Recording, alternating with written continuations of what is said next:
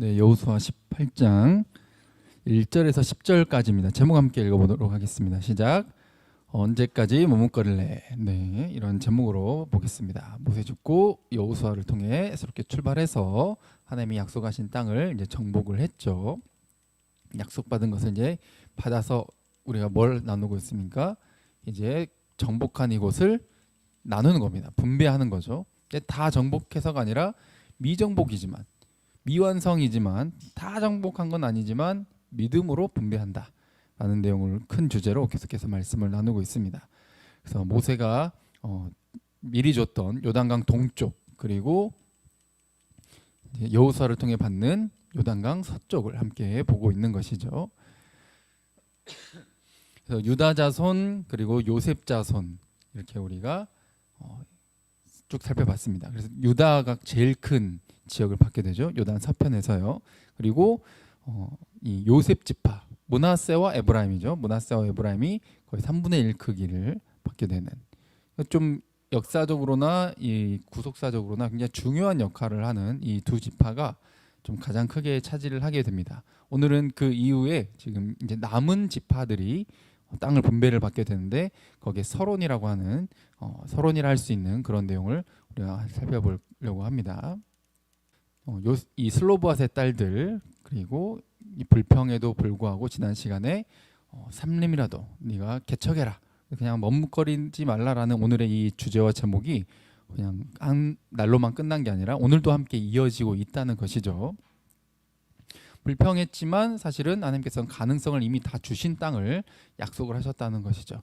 이게 바로 끊임없는 도전, 가만히 그냥 앉아가지고 손가락 빨고 기도하고 가만히 있는 그런 믿음이 아니라 계속해서 하나님의 나라의 올바른 가치를 위해서 도전하는 것이다 라고 말씀을 드렸습니다. 네, 들어가겠습니다. 자, 누군지 아시죠? 원더걸스 선혜. 그래도 제가 이제 원더걸스 처음 나왔을 때가 제가 대학생 때였던 것 같네요.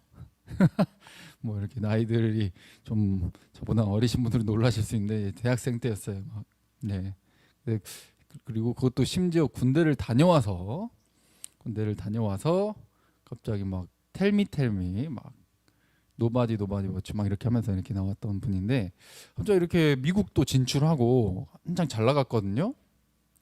근데 당시 저 선예 씨의 나이가 24살일 때, 한창 아이돌로서 이제 주가를 막 올릴 수 있는 그런 나이일 때 돌연 결혼을 선언하고 탈퇴를 선언하고 한 선교사랑 결혼을 하죠. 봉사활동을 갔다가 미국에서 만난 이 선교사랑 결혼을 하게 되는 거죠.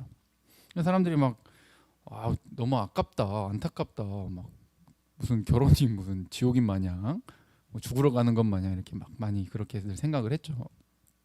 근데 이 선혜 씨는 뭐라고 하냐, 후에 이제 방송이 또 나와가지고 지금 돌이켜 생각해봐도 그 선택은 너무 잘한 선택이었다.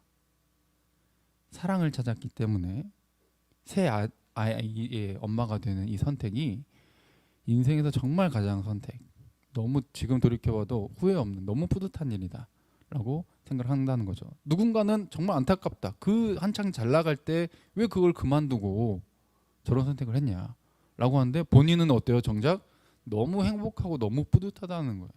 다시 그때로 돌아가도 그 선택을 할 거라는 거죠. 그때 우리는 생각하는 거죠. 성공이라고 하는데 결국 이 행복과 성공과 막 여러 가지 이런 말들로 세상이 뒤덮여 있는데 기준이 뭐냐 이거죠. 너는 뭘 성공이라 생각하니 했을 때 사람마다 뭔가 눈에 보이는, 손에 잡히는 뭔가를 말을 하기가 일 수 있는데, 누가 정한 기준이도 모르는 것을 가지고 나도 이렇게 되면 행복하겠지, 저렇게 되면 행복하겠지, 취업하면 행복하겠지, 결혼하면 행복하겠지라고 하면서 그냥 무작정 달려가는 경우가 너무 많다는 거죠. 진정한 행복을 찾기 위해서 우리가 노력을 해야 되는데, 그래도 이 선희 씨는 세상이 말하는 기준보다는 한창 잘 나가는 그 타이밍에 본인이 행복할 수 있는, 남들의 기준이 아닌, 저 사람은 그래도 이제 기독교인이죠. 하나님이 주신 그런 마음이었을 거라고 생각을 합니다. 그런 마음으로 선택을 하게 된 겁니다. 이 사회가 지금 어떤 사회냐? 나름대로 막 행복하려고 성공하려고 막 몸부림치는데 결국 뭐예요? 항상 불만족스러워. 언제나 지금이 불만족스러워. 그래서 요즘 드러나는 그런 또 사회 현상 중에 하나가 2030 세대들이 지금 그 현재 계엄령에 대해서 찬성을 하고 막 대통령을 지키려고 하는 그런 모습을 막 보이는 경우가 있거든요. 본인 시대들이 겪은 내용도 아니고 심지어 저조차도 못 겪었어요. 제가 태어나기 전에 일어났던 일이잖아요. 5.18 사건도 그렇고요. 그런데 어떻다? 그 내가 지금 현재 삶이 불만족스러우니까 과거에 대한 향수, 그리움, 집착이 생긴다는 거죠. 심지어 내가 겪어보지도 않은 것에 대해서 어떤 강력한 독재자가 나와가지고 우리 휘잡고 이끌어주기를 바란다는 거예요. 나이가 들어갈수록, 시간이 들어갈수록 우리가 어때요? 과거를 그리워하는 경우가 참 많다는 거예요. 그게 그런 비슷한 현상이죠. 지금이 불만족스러우니까 야, 내가 누군지 알아? 내가 왕년에는 이랬어. 나 이런 일도 해봤다니까? 저런 일도 해봤어. 나 이런 경험을 했어. 내가 몇 살의 자식이야. 이런 식으로 이제 나오는, 소위 말해서 쌍기읒과 디귿. 근데 이게 놀랍게도 요즘 젊은 세대 나이 상관없이 이런 모습을 보이는 게 많다는 거예요. 왜냐하면 인생이 지금 항상 어떻다? 불만족스러우니까. 뭔가를 그리워하는 거예요. 뭔가를. 아, 그때가 진짜 좋았는데. 근데 그게 기억 조작이야. 그때도 힘들었어. 그때도 불만족스러웠다고. 그때도 완벽하지 않았다고. 그런데 그때를 그리워해. 왜? 지금이 너무 불만족스러우니까. 상대적으로. 아니요. 근데 그때 가도 지금을 불만족스럽게 여기는 그런 태도와 자세로는 과거로 가든 미래로 가든 언제나 불만족스러울 것이야. 라는 거죠. 그래서 언제나 삶은 불만족스러운 거예요, 여러분. 그 불만족스러운 상황 속에서 우리는 주어진 기회를 감사히 여기며 잡을 줄 알아야 돼요. 과거와 어떤 겪어보지도 못한 내 상상의 나라에 뭔가 내가 그냥 판타지를 가지고 있어. 뭔가에 대해서 항상. 왜? 지금 너무 불만족스러우니까. 그 판타지를 좀 내려놓고 지금을 잡아야 돼. 현재를 사시길 주님의 이름으로 축복드립니다. 현재를 살아야 돼. 명언 있잖아요. 인생은 뭐다? 타이밍이다. 항상 때가 있는 거예요. 그 때가 지나면 안 되는 것들이 있는 거예요. 젊을 때 해야 되는 거 있는 거예요. 뭐 나이 들어서도 가능한 것들이 있지만 이 건강과 몸이 허락할 때 가능한 것들, 이 신체적인 요건이 젊을 때만 가능한 것들, 이런 것들이 있다는 것이죠. 또 사람과의 관계에서도 마찬가지고 사업을 하든 뭐 그런 비즈니스적인 것들이든 여러 가지 모든 것들이 타이밍이 중요한 거예요. 그 타이밍을 놓치면 너무 먼 길을 돌아가게 되는 거죠. 그러니 성공의 기준, 이것에 대해서 세상이 말하는 것이 아닌 하나님 말씀하시는 진짜 우리가 행복할 수 있는 길. 남들은 눈 가리고 귀 닫고 모른 척 하지만 그것을 진짜 보게 해주고 듣게 해주어서 진짜 참된 기준이 뭔지, 그래서 현재를 바라보게 하고 불만족스러운 이 인생 가운데 타이밍을 찾게 해주시는 그런 것이 하나님의 인도하심이라는 것이죠. 그래서 우리 인생 속에서 너무 과도한 고민을 많이 하잖아요. 이렇게 하면 어떡하지?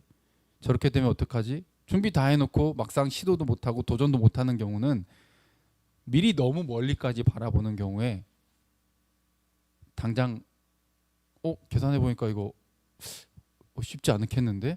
라고 생각하니까 당장을 시도를 못하게 되는, 과도한 고민은 성장을 방해하게 된다는 거죠. 저기 오버띵킹이라고 돼 있잖아요. 너무 과하게 오버해가지고 생각하는 거야. 그러니까 뭐만 커져가? 두려움만 커져가. 두려움만. 근데 막상 시도하면 어떻게 돼? 하다 보니까 되네. 그냥 뭐 이렇게 하다 보니까 되는 거겠네. 일단 가보자 하면서 두려움보다는 또 경험하고 막상 맞닥뜨려 보니까 괜찮게 되는 거죠. 제 딸 보는 그 어린이 프로를 보면은 그 주사 맞는 내용이 나와요. 주사 맞는 내용. 주사 맞기 전에 막 이 동공 지진 생겨가지고 막 바달바달 막 이빨을 해야 되나? 이가 막 딱딱딱딱딱 부딪히면서 막 주사 맞기 싫어가지고 무서워가지고 막 으아. 그 에피소드 보면은 애기가 이제 결국 주사 맞으려고 자기 차례가 돼가지고 딱 주사 맞는데 맞는 그 순간에 발버둥 쳐가지고 막 그 주사 놔주려는 의사 선생님 가발 벗겨주고 난리 나거든요. 근데 결국 붙잡혔어. 주사 맞는 장소가 어디냐면 병원 로비에서 주사를 맞아요. 결국 달라 들어가지고 이렇게 애기를 붙잡아 놓고 사지를 묶어 놓고 주사를 넣는데 맞기 싫어 아파요 막 이렇게 하는데 이미 맞은 상태야. 뭐야 별거 아니네 이렇게 이제 끝난다는 거죠. 인생이 참 그런 게 많아요. 닥치기 전에 너무 과도하게 두렵다든가 지금이 불만족스러우니까 너무 과한 판타지를 갖고 있다든가 과거나 미래에 대해서 그게 지금을 움직이지 못하게 만드는 요소가 되기도 한다는 것이죠. 그래서 오늘 본문은 지금 가서 믿음으로 시도하라고 역시 말씀하고 있습니다. 먼저 오늘 본문 1절 읽어볼게요. 시작. 이스라엘 자손의 온 회중이 실로에 모여서 거기에 회막을 세웠으며 그 땅은 그들 앞에서 돌아와 정복되었더라. 아멘. 자, 이전까지 지금 요셉 지파까지 분배를 했잖아요. 근데 그 전까지는 길갈이라고 하는 곳에서 분배를 했었는데 갑자기 장소가 바뀌어요. 이 분배를 한 장소가 어디에? 실로.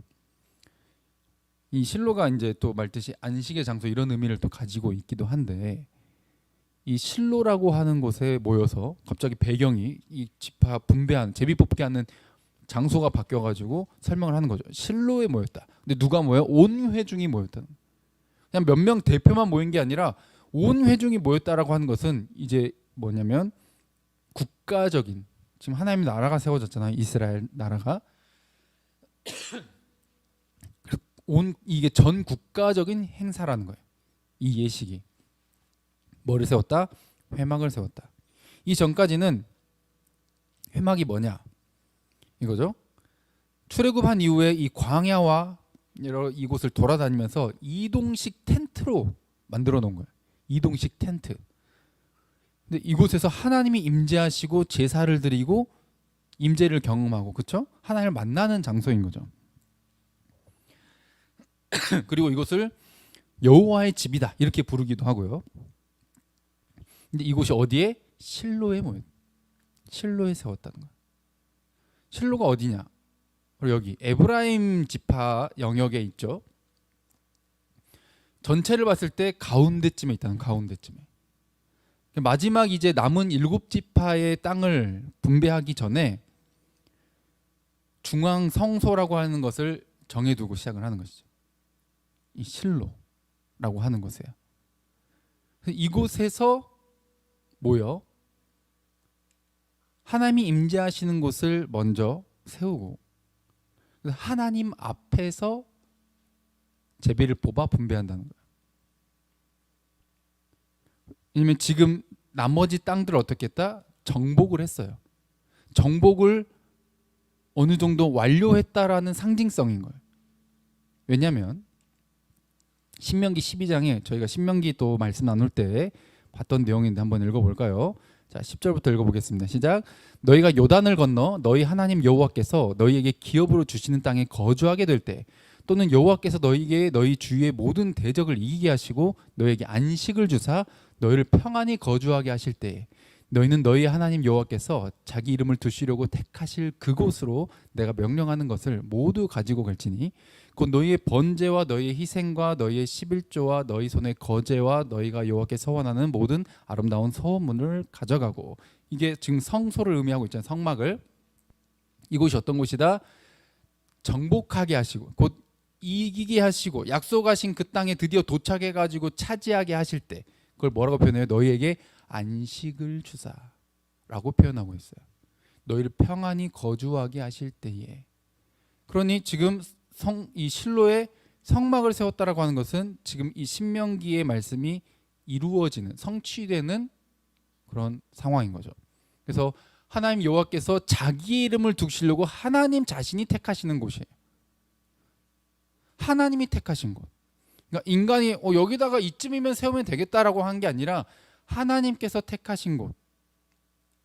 이게 안식이라는 말이 의미에 들어가 있는 실로라는 곳에 하나님의 임재를 통해서 뭘 누린다? 이곳은 안식을 누린다.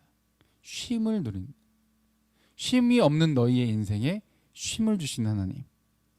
땅을 준다라고 하는 게 하나님의 나라, 유산을 준다는 것이고 기업을 물려준다는 것이고 그것은 쉼과 생명을 왜냐하면 땅에서 먹을 것이 나오고 그것을 먹어야 우리는 살 수 있기 때문에 이 모든 것이 우리의 생명과 삶과 연관되어 있다는 거예요.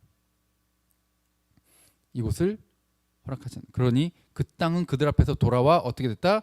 정복되었더라. 이렇게 지금 평가를 하면서 이 7지파를 분배하기 위한 말을 하고 있는 거죠.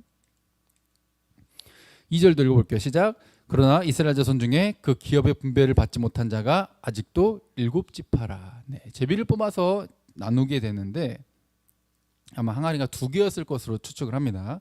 그래서 먼저 지파 이름부터 뽑아요. 이번에는 무슨 지파? 그래서 또 다른 항아리에는 이제 어느 지역인지 뽑는 거죠. 이 지역 이렇게 뽑는 이 제비 뽑는 것을 통해서 인간이 마음대로 선택하는 게 아니라 하나님께서 제비를 뽑는다는 것 자체가 하나님께 맡긴다라는 당시에 상징성을 가지고 있기 때문에 이렇게 분배를 했던 거죠. 그런데 아직도 7지파가 분배를 받지 못했다. 그때 여호수아가 이렇게 말을 하죠. 3절 시작. 여호수아가 이스라엘 자손에게 이르되 너희가 너희 조상의 하나님 여호와께서 너희에게 주신 땅을 점령하러 가기를 어느 때까지 지체하겠느냐. 너희는 각 지파에 3사람씩 선정하라. 내가 그들을 보내리니 그들은 일어나서 그 땅에 두루 다니며 그들의 기업에 따라 그 땅을 그려가지고 내게로 돌아올 것이라. 아멘. 무슨 말이냐면 여호수아가 백성들한테 말을 하는 거죠. 이 남은 7지파 너네 언제까지 머뭇거릴래? 언제까지 머뭇머뭇 할 거야. 지금 뭐 해라? Do it now. 지금 하라는 거예요. 이게 아직 다 정복되진 않았지만 어느 정도 점령이 됐잖아요. 이게 동시에 있는 거예요. 어느 정도 크게는 점령을 했지만 세부적으로 아직 점령되지 않은 곳이 있고 특별히 또 어디가 있어? 블레셋이라는 데가 있잖아요. 다윗과 골리앗 했을 때 그 골리앗이 블레셋 출신이니까 그 강력한 종족. 근데 심지어 얘네들이 어떤 무기를 가지고 당시에 이 고대 시대에 철기 문화를 가지고 있어요. 철기 문화. 그러니까 그냥 무기로만 따져도 이 신체 조건으로만 따져도 이기기 어려워 보이는 애들이 있다는 거예요.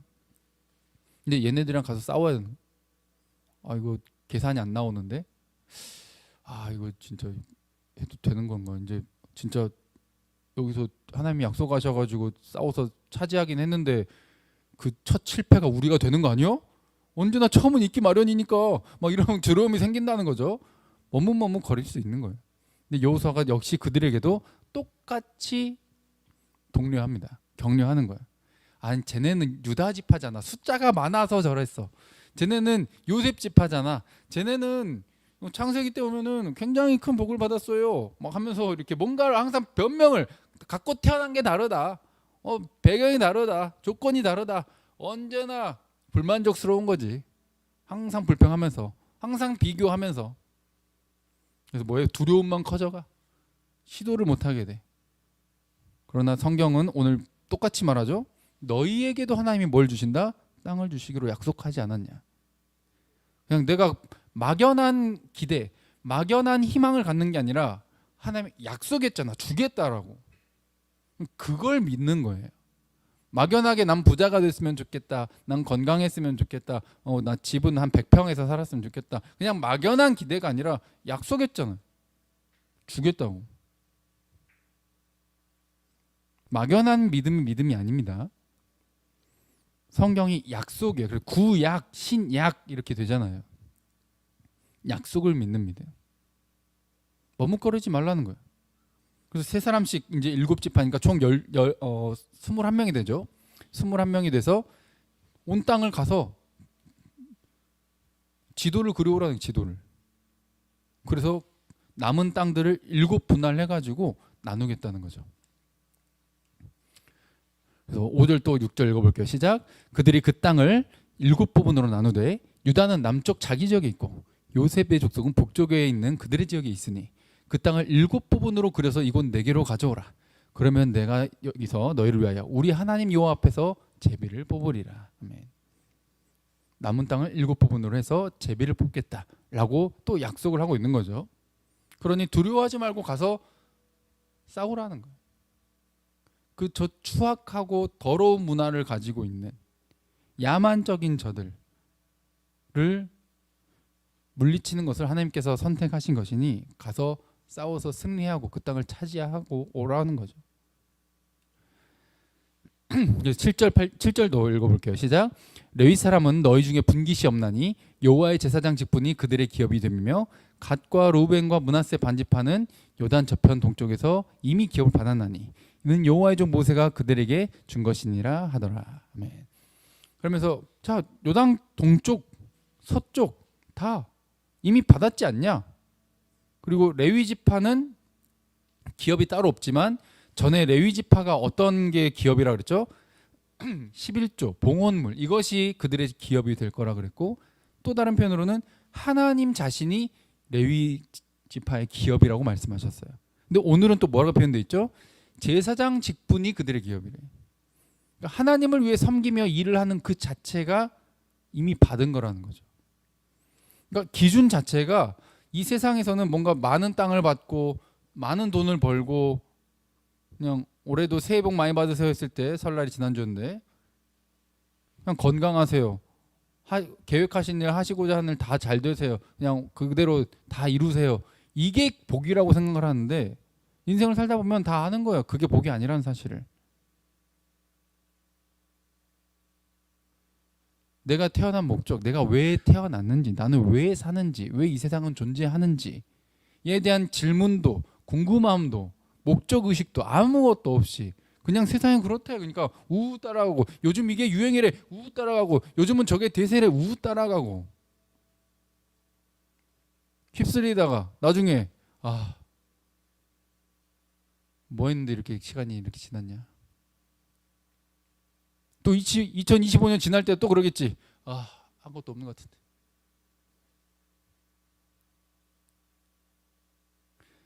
우리 속에는 영원에 대한 그리고 그 소망에 대한 바람이 다 이미 하나님께서 숨겨져 주신 거예요. 그런데 우리의 상황과 현실이 녹록지 않은 것이죠. 그렇게 되지 않는다는 것을 살면 살수록 알 수밖에 없고 인생은 언제나 불만족스럽다라고 하는 사실을 알게 될 수밖에 없는 거예요. 근데 목적의식을 안 사람, 왜 태어났고 왜 사는지, 내가 지금 무엇을 하고 있는지, 불만족스럽더라도 내가 지금 살아가야 할 이유를 아는 사람,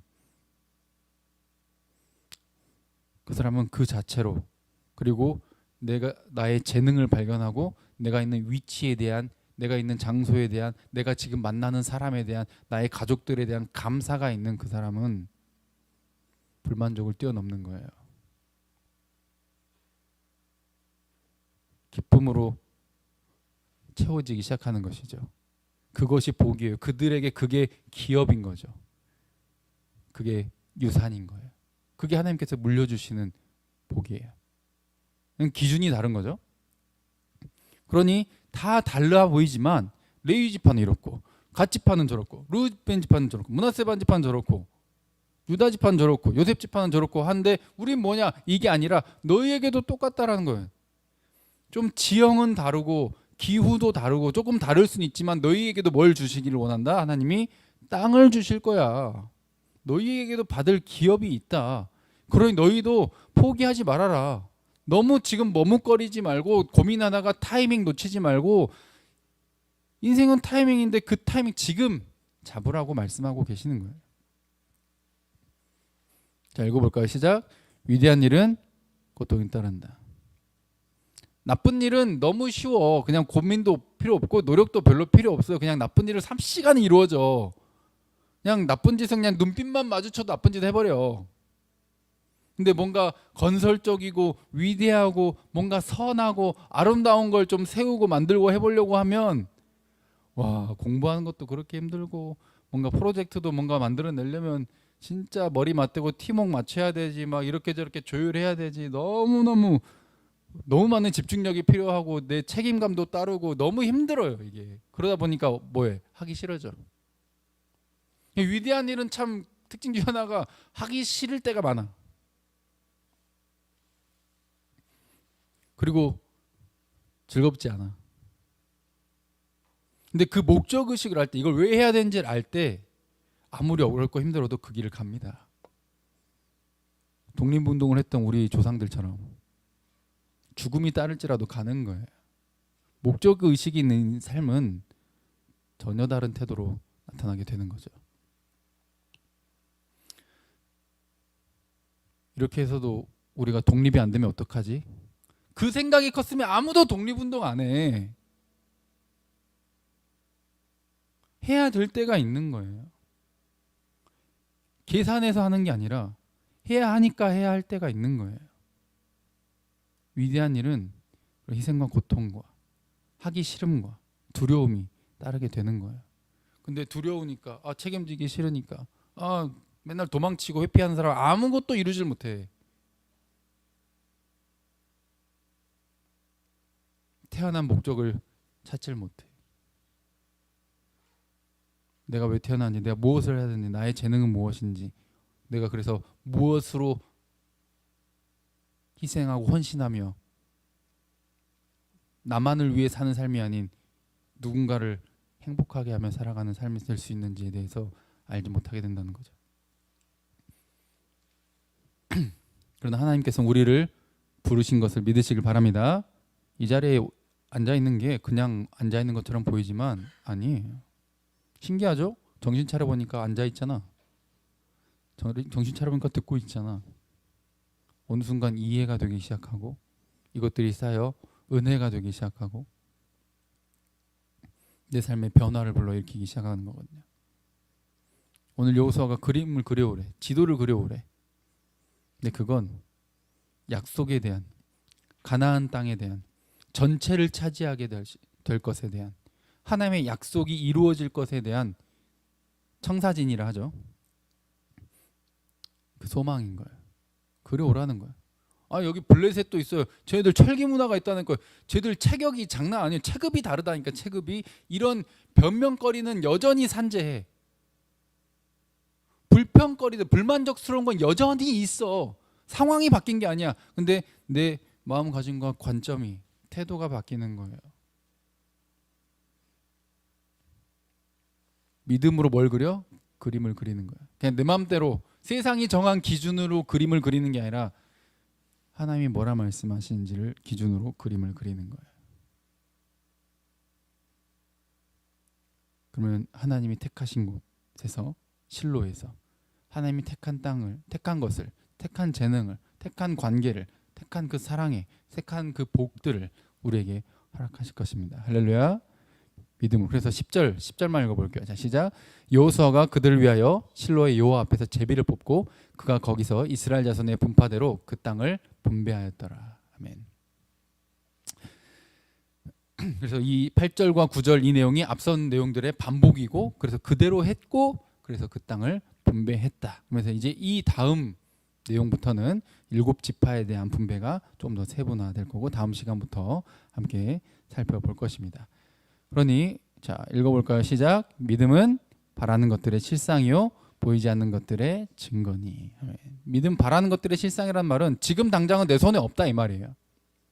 간절히 바라는데 내 손에 없어. 근데 실상이란 말이 확신이란 뜻이에요. 확신한다. 없지만 난 이것이 내 손에 결국엔 잡히게 될 것을 확신한다. 이게 뭐다? 믿음이다. 근데 막연함이 아니라 하나님이 주시기로 약속했기 때문에 지금은 내 손에 없지만 하나님은 약속을 반드시 지키시니까 이것이 내 손에 잡히게 될 것을 확신한다라는 게 이 의미인 거죠. 네, 이걸 가지고 그래서 뭐든 간절히 바라고 그냥 원하면 이루어지는구나. 온 우주의 기운이 도와주는구나. 이렇게 생각하면 이단이 되는 겁니다. 사기꾼이 되는 거고요. 반드시 성경적 기준으로 하나님이 원하시는 대로. 그 기준은 뭐죠? 하나님의 나라에 대한 소망이에요. 이 하나님 나라는 어떤 나라입니까? 가장 좋고 위대한 것을 주고 누리게 하는 나라인 거죠. 자, 로마서 8장 15절 읽어볼까요? 시작. 너희는 다시 무소하는 종의 영을 받지 아니하고 양자의 영을 받았으므로 우리가 아빠 아버지라고 부르짖느니라. 아멘. 우리가 받은 복 중에 가장 큰 복이 관계임을 믿으시길 바랍니다. 이 땅에서도 얼마나 많은 사람들이 사랑을 찾아 헤매. 그래서 여러분 노래 보세요. 가요만 봐도 거의 사랑 노래야. 간절히 바래. 그리고 아까 선혜 씨도 그랬던 것처럼 그 명예와 그런 여러 가지 화려함을 내려놨음에도 불구하고 젊은 나이에 세대 엄마가 돼가지고 어떻게 보면은 결혼 전에 그런 건강 상태나 여러 가지 몸의 상태는 아니지만 후회함이 없다잖아요. 관계를 얻는 것, 자녀를 얻는 것, 이게 가장 복되다는 것. 우리 모두는 언제나 외로워하고 관계에 목말라 있어요. 사랑에 목말라 있다는 거죠. 이 세상은. 그것을 주시겠다는 거예요. 그것의 출발점이 뭡니까? 하나님 아버지와 관계를 맺는 거예요. 그분의 자녀가 되는 거죠. 예수 그리스도의 십자가와 그 부활 사건으로 인해 그것을 믿는 자들은 하나님을 누구라고 부를 수 있어? 아빠 아버지라고 부를 수 있어요. 이 모든 것을 만들고 지으신 이 세상의 출발, 그것을 이룰 수 있는 전지전능하신 그분이 내 아빠가 돼. 그냥 재벌 총수가 내 아빠인 것을 그 훨씬 뛰어넘는, 아니 그냥 그렇게 비교하는 것조차 그분께 너무 경박스러운, 너무 그 비교라고 하는 것 자체가 하나님께 너무 죄송스러운 가장 위대한 것. 하나님이 아빠가 되셨다는 사실에 감격하고 감사하는 모두가 되시길 바랍니다. 이것이 있는 자는 어떤 상황에도 흔들리지 않아. 든든해. 변하지 않아. 왜냐하면 변하지 않는 그분이 내 아빠니까. 언제나 부족함 없이 채워주시고 인도하실 것을 알고 믿으니까.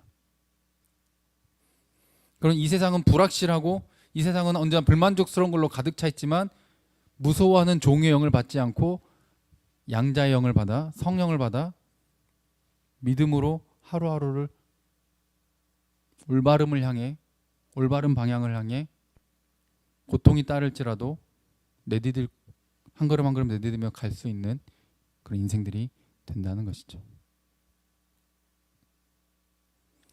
하나님의 나라를 물려받는다라고 하는 것, 그 물려받을 수 있는 양자가 되었다라고 하는 것, 이것이 가장 위대한 것임을 믿으시길 바랍니다. 이것은 내가 원하는 내 마음대로, 내 뜻대로, 인생의 주인은 나지, 내 마음대로 할 거야. 그게 바로 지옥이에요. 나는 얻어, 누군가는 잃어. 나는 합격해, 누군가는 떨어져. 나를 위해서 누군가를 괴롭히는 그런 세상이 되지 않으시길 원하시는 하나님께서. 왜냐하면 이 땅은 지금 선악과 모건으로 이미 망가져 버렸으니까. 그렇게 세상은 약육강식이라고 착각하는 세상을 만들어 버렸으니까 그들에게 보여줘야 돼. 보지 못하는 그들에게 하나님이 우리에게 주신 마음 뭐죠? 약육강식이 아니라 약자를 돌봐야 된다는 그 마음. 세상은 어디로부터 왔는지 설명하지 못하는 이 양심과 하나님의 존재에 대해서 성경은 우리가 어디로 가야 될지를 알려주고 있는 거예요. 내 욕심을 이루는 삶이 아니라 내 욕심을 내려놓고 다른 사람을 채우는, 나만을 채우는 삶이 아니라 나를 희생해서 남에게 나눠주는 삶을, 내 목적을 이루는 것이 아니라 하나님과 이웃의 사랑을 이루어가는 그 길. 그걸 예수님이 먼저 와서 보여주셨잖아요. 자기를 희생해 남을 살리는 거예요. 나를 채우기 위해 남을 짓밟는 이곳이 전쟁터고 지옥이지만 예수님께서 먼저 본을 보여주셨습니다. 내가 높임 받기 위해서 남을 낮추는 게 아니라 남을 높이기 위해 내가 그들보다 더 낮아지는 이 십자가의 가치, 하나님 나라의 가치를 회복하러 몸소 본을 보여주셨다는 것을 믿으시고 오늘 하루하루의 삶이 바로 이 하나님의 주권, 하나님의 택하심, 우리를 부르심, 우리에게 결국 주고자 하시는 것, 그 영원한 하나님의 나라, 그 가치의 회복, 그 사랑의 회복, 관계의 회복임을 기억하시면서 내 그림 그리지 마시고 하나님이 약속하신 그 그림을 따라 인생의 그림을 그려 나가시면서 세상의 욕심의 기준을 삼지 말고 하나님의 나라의 가치의 기준을 삼아 이 인생이 끝날 때 하나님께 잘 다 칭찬 들을 수 있는 우리 모두가 되길 간절히 바랍니다. 찬양하고 기도하겠습니다.